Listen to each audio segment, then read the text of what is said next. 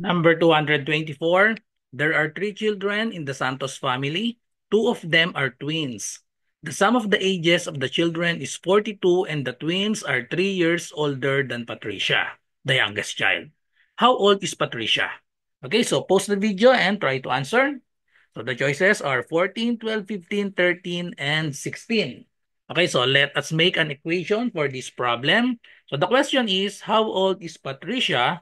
So let x be the age of Patricia. Okay. How old is Patricia? So x is Patricia. So let's analyze the problem. There are three children in the Santos family. Two of them are twins. So the twins has the same age. Okay. So the sum of the ages of the children is 42.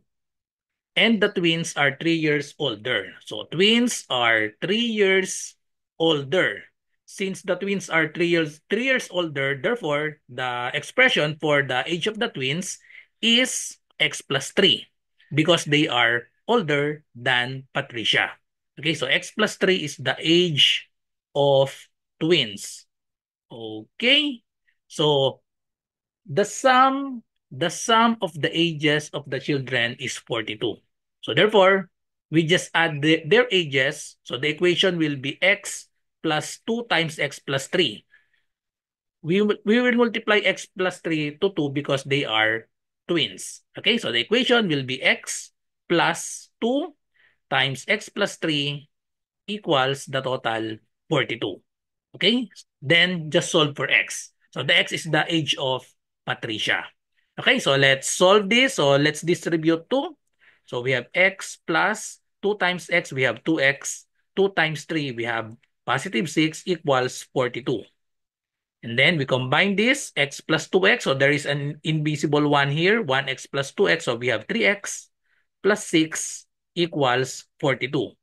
Then put 6 to the other side. So by subtracting 6 to both sides, so therefore we have 3x is equal to 42 minus 6. So that will be equal to 36. And then last step, divide both sides by 3.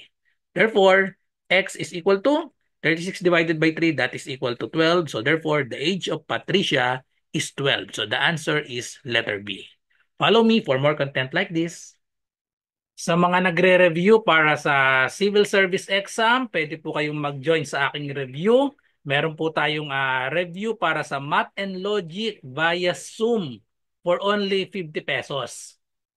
So ano yung mga kasama dyan sa 50 pesos? Meron tayong 10 sessions, February 10 to 19, 2025, 7 p.m. onwards. So more or less mga 2 hours po yung bawat session natin. 10 sessions po yan, 10 to 19, 7 p.m. Okay, so meron tayong GC at exclusive FB group. Meron tayong Google Forms practice test.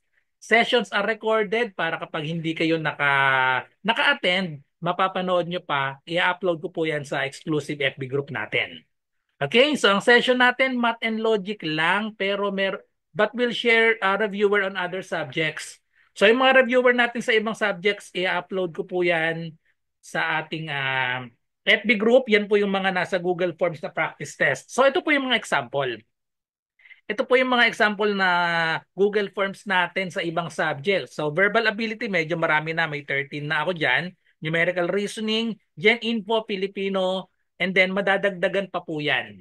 Okay, so bago mag-February 10 ay marami pa pong madadagdag dito na mga Google Forms. At meron din akong mga reviewer yung kumpleto. So meron akong at least 2 sets mag-a-upload ako dito ng Google Form na kumpleto, 100 plus items yon yung kumpleto. Okay, so ano pang inaantay nyo? I-DM nyo na po ako sa aking messenger RJ Enseñado.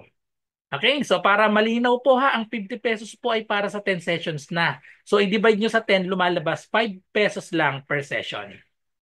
Okay, so PM nyo lang po ako para maka-join kayo.